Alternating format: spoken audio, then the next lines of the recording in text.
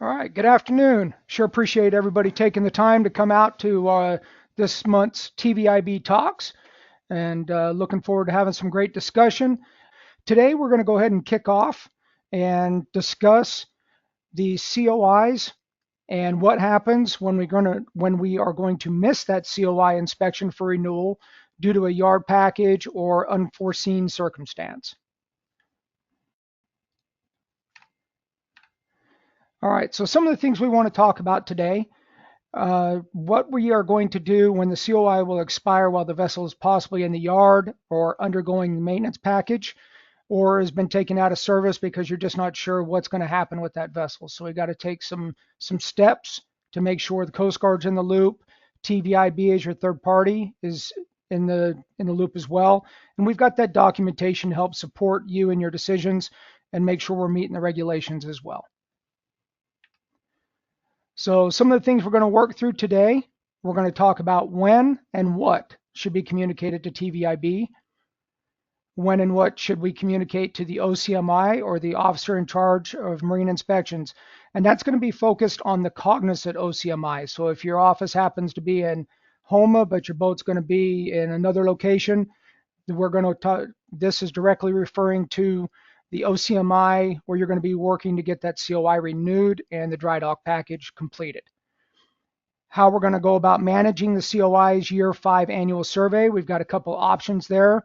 We want to talk through that and just communicate that between TVIB, the Coast Guard, and you as the industry partner. And then how are we going to manage that expired COI from a findings perspective? So we're going to hit this from the operator's perspective as well as from the surveyor, where a lot of you operate under an internal program, or what to expect when you have an external surveyor come out as far as that expired COI or delayed inspection. And then once we have the COI renewed, what actions do we need to take? What are we looking for? And really, what are we paying attention to? So we'll talk through some scenario examples, try and make sure we're hitting the mark and we're hitting all the questions you may have as we work our way through. So majority of the process, we're hitting the deadlines. The industry out there is really working hard to meet the COI dates. You know better than I do that if we don't have a COI and the boat's not working, it's not doing what it's supposed to be. So that's great that we're hitting those deadlines. But what happens when things outside of our control occur? We've got capital expenditure planning. A lot of these boats are going to need a lot of work depending on how far they've come through their dry dock cycle. This may be the first time they're going to dry dock, and it's a 50-year-old boat. A lot of metal replacement, a lot of systems going to have to be worked on. Dry dock capacity constraints. We've been talking about this now for a number of years. How is the dry dock scheduled? Are the boats making it in? Has your boat been pulled off because a larger boat or a contract has taken precedence over that and it's slowing down your package? The work just takes longer than expected. We're looking at a lot of weather delays. We've had a lot of weather down in the south and the Gulf area that's been affecting yard packages, slowing down the work that's being completed. And on top of that, we're waiting for parts. A lot of engines, a lot of generators, different components. The parts just aren't out there. They don't make them anymore, and that's leading to design verification and working for replacement in kind or just different parts of that process. And that takes time, working with the Coast Guard, working with the OCMI, making sure we've got that all scheduled out and ready to go. And then some of the other things we're looking at are just refurbishment. You've got the boat in the yard. You want to take that opportunity to make that boat the best it can be. You're working topside projects. You're changing things up. And sometimes that just keeps the vessel out of service and alongside the dock longer than you planned. So these are all factors that we're looking at. This isn't all of them by any means.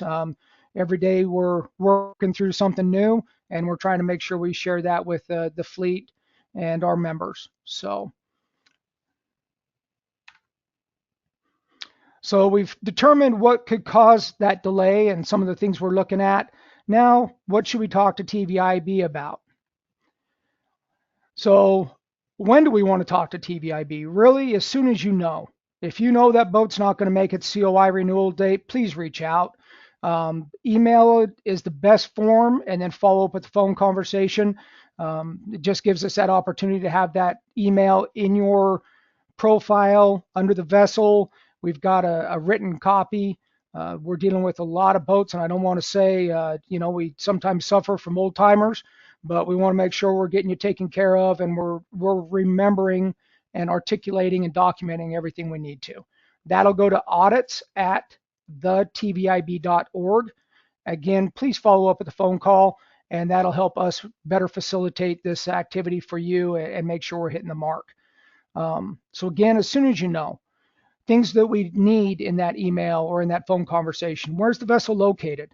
What's its status? Is it out of service right now doing topside work and then you're waiting for your dry dock slot? The anticipated date that it's going to go into that and how long it's going to take. Are we just doing a dry dock or are we looking at doing maintenance, overhaul of the engines, possible design verification? Again, these grow and we want to make sure we're capturing that information and working with you the best we can. What's our plan for completing the current survey for use with the COI renewal package?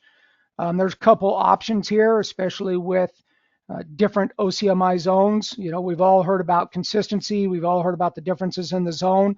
I've worked with companies and zones that have taken the opportunity to do the survey prior to the dry dock and then issue a temporary COI that allows the vessel to operate up until that dry dock date. So your COI has been renewed. You're waiting on that dry dock. As we know, the dry dock is based on the last day of the month for that cycle. So your COI may expire on the second or third day of the month, and then you're basically out of service and you've lost that month of time for that dry dock period. And so if we can do that survey, possibly get the 3752 package submitted, work with the Coast Guard to get the COI renewed prior to the dry dock, and then provide them objective evidence after the fact, that's definitely a path. We do have some OCMIs that are adamant that the dry dock's got to be completed, and they're going to look for that survey to be completed at the end of the dry dock. So you'll get your dry dock done, then do your survey, submit your package, make sure everything is lined out, and have the Coast Guard attendance, and then get your new COI. So some different paths there, and that's why getting ahead of this and communicating as early as possible is just really important to the process. Booking notification. Have you got that submitted to TVIB? Do we know who's going to be helping out with that dry dock? And just so we can make sure that we've got visibility on when it's going to start and that it's scheduled. We track all that in QuickBase. All of our members have an opportunity to refer to QuickBase, and the subject matter that it provides, you can see in there when that dry dock's due, and we track that. We meet weekly to make sure we're reaching out to you, not only with the 90-day and the 180-day email reminders, but a phone call if that's what needs to happen so we can best serve you as our member. And then what OCMI will you be notifying? Again, we're looking for the cognizant OCMI. We want to make sure we're communicating with the right unit. That has been a source of discussion in the past and caused some delays on things. So we want to make sure we're communicating that. If the yard changes at the last second and you've already notified that OCMI, you're going to want to notify the OCMI of the yard that you're going to be traveling to and attending. As well, you may already have a COI that's expired. The vessel can transit as long as it's not conducting commercial operations, but that's going to be something we want to communicate with the Coast Guard and make sure that we're managing those expectations. Now, what do we need to talk to the OCMI about? So big thing there, again, we want to start that conversation with the OCMI as soon as we know that there's going to be a delay with that COI, or as we get close to the package and we know that that project is going to take a while, and when it's concluded, your COI is going to be expired. So as soon as possible, we want to let them know that you've already communicated that with TVIB, your third party, and that we have got documentation, we're tracking it, and we're helping you work through the process. Talk to them about what we have discussed. Are we, based on the OCMI, hoping to conduct the COI inspection early and get the COI renewed prior to the dry dock? and have already conducted that survey, or are we looking to wait until the dry dock and survey are completed and route our package? We need to have a plan in place, and we can discuss that with you when we have our phone conversation. Is the boat going to be out of service? Remember, out of service, we still got to do those life-saving requirements, make sure we're taking care of our maintenance and meeting the requirements under the work instruction for an out-of-service vessel. Are we going to lay up the vessel and surrender the COI because we know that that package is going to take quite a while? It could be changing names, could be going out on a charter. There could be things there that we want to discuss that are going to occur at the end of this dry dock, and we want to make sure we're getting ahead of that. And if we're hoping to run that vessel past the dry dock and we're hoping for an extension, that's something we really need to start as far as 3 to 6 months out. We have had great success with a lot of the units as far as some short turnaround items, and they've worked with us pretty well. But remember, the work instruction requires an internal structural examination. We need a letter from the master or the operator and the port engineer letting us know, as well as a letter from TVIB saying that the vessel seems to be in good condition and is going to be serviceable for its route and service for that period of time that we're requesting. We can go up to 1 year with the cognizant OCMI. So a lot of steps in that process, but we have had some good success with that. So definitely not off the table. And then again, I've mentioned earlier the opportunity for a temp COI. That's just a COI that's provided for less than a year, and it can articulate the vessel's good to operate up until the dry dock's completed, and then the vessel has to provide a hard copy of the dry dock for record, and then the OCMI can release a full-term COI for your records as well. Just want to work through that and make sure we're communicating that as we work through the process. So that's just some of the examples that we're looking at, some of the things we want to be aware of and really, prep for, so we have those answers before we go in to a conversation with the OCMI and we got a plan.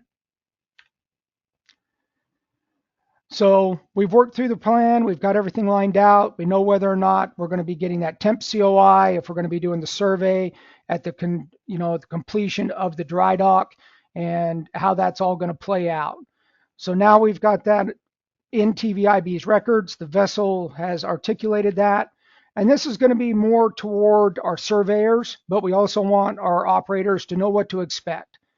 So option 1, we completed the annual survey prior to the vessel being out of service, and this aids in the COI renewal process. So if you know that the dry dock's going to be quick and we're going to have a quick turnaround and we're in that 90-day window for the COI prior to it expires or the expiration of it, that might be an option. But one of the options we're seeing more is once the work activities are finished and the scope of the survey aspects can all be completed, so the boat's ready to go back to work, it's outfitted, it's ready to roll. They're going to conduct the survey so they can accurately capture all of that on the survey document, and then you'll submit that survey, the dry dock report, and any other documentation that the 3752 package requires, and you're going to request that COI renewal. Now, one of the things that I may not have mentioned in here is the CG 835. If the Coast Guard knows you've made them aware and they know that the vessel is going to exceed that, we do have some of the OCMIs that will create a work list item, and they'll issue an 835, and it just says dry dock and survey must be completed prior to the vessel resuming operations, and that you've got to go through the COI renewal process. So once we get that survey, once we get the dry dock and that new COI, we can utilize that as objective evidence to clear out that 835. Again, if it is issued, please make sure to take a look, make sure it's a work list item. This shouldn't reflect on P6. This has been planned. It's an administrative action, and it's more just for them to capture that inside of missiles. So really look at those 835s and utilize that information for a conversation. If you aren't getting the results or the conversation isn't heading in the direction you want, please reach out to TVIB and your ops team. That's what we're here for, is to help you and create that relationship and maintain that relationship with the Coast Guard unit you're working with. So really appreciate that. So we've had a couple options. We know what we've got going on. Now the COI is expired and you're having that survey completed. We're talking more toward our surveyors here, but some of the things we want to look at, the industry partner, the member has taken the time, they've talked with TVIB, they've talked with the Coast Guard, they've put a plan in place, we've got everything documented. It really is not an issue by any means, but when the survey is completed, it is going to reflect as a finding, and really your finding is just going to say annual survey was not performed prior to COI expiration due to dry dock, capital expenditure, being out of service. This survey is for COI renewal prior to the vessel returning to commercial service. It's simply going to be a finding. And then when we receive that survey is actually going to be your corrective action plan. It's going to clear that finding out. So literally the two of them just cancel. But the surveyor needs to identify, yes, the COI was expired and we're doing the survey now and it's going to take care of it. So we get to a situation where we really didn't have a plan. TVIB wasn't notified and Coast Guard wasn't talked to. Vessel went into dry dock. And now the survey is being completed. The COI is expired. Because there was no corrective action plan in place and there was no communication to allow for just facilitation of this, it is going to be considered a major nonconformity. And then we will have to make notification of the Coast Guard, make sure that they know that the COI is expired and the vessel can't operate in commercial operations. And really, we're hoping to avoid all that by having this discussion and this training opportunity. Communication is key here. Coast Guard is more than likely going to issue an 835 to restrict the vessel to continue operations or perform any operations until we get the survey and the dry dock and that new COI is issued to the vessel. Remember, for the surveyors, that needs to be reported 24 hours, no more than that. But give us a call while you're on the boat. Let's talk through it. Make sure we're working through the Coast Guard, and we can try and facilitate that and work through that process just as quickly as possible. But that's really the two ways we broke that down. So communication's key. It's a finding. We really don't have an issue. Survey is going to close that out. If there's no communication, it's going to become a major nonconformity, and we've got to know in 24 hours, and we've got to make notification of the Coast Guard with the expectation there's going to be an 835. So once the COI is renewed, everything's happened. We're in a good place. Boat's ready to get back to work. We finally got that document that everybody's always, looking at or reviewing. And we want to make sure that as soon as you get a copy of that, please reach out to TVIB. Get us a PDF copy if you can. Scan that. Some of the things we really want to take a look at on that COI that you just want to bring to your attention. All your dates, make sure that they've been changed and they're accurate and they're what you're expecting. Make sure if you are a freshwater vessel that they've put that notation on there, not just the date out 5 years from the dry dock. If that notation's not on there and we don't have record of that, we're naturally going to default to a saltwater. And when we get to that time frame, then we're going to start having some conversations and working through that process. Vessel particulars. Make sure your information on your COI, P6, COD, they all match. And if you've had a design change or you're changing horsepower, any of the propulsion systems, you want to make sure you share that. We've had a few come out and they've changed engines, gone from a 2000 to a 25 or different things. So the COI is not accurately reflecting the horsepower. And remember, we've got a lot of life-saving and firefighting that is driven off of the horsepower, length, and different particulars of the vessel. Make sure your manning is what you truly hope it's what you need, and because that's going to drive your life-saving as well. Your route, if you're a rivers route, lakes, basins, sounds, that's going to impact your life-saving, as well as some of the special considerations and requirements on there. Some of the special considerations we really want to take a look at. Make sure if you are utilizing type 3s in lieu of your work vests, that needs to be articulated on there. Electronic visual distress signals, we want to make sure that that's identified. Again, that's for your lakes, bays, and sounds and your western rivers, and that's going to impact if you've got to carry flares or not. So that's an important item. We've seen that left off of some of the COIs. Your flam lockers, if you're still running a flam locker that you've asked for an exemption for, just it's an aluminum and it's still in good shape, remember you can run that until it is no longer serviceable. We need to make sure that's identified. Canvas for in lieu of your louvers, that's something that's on special considerations, as well as nav lights, days, and day shapes. And a big thing too, length of fire hoses.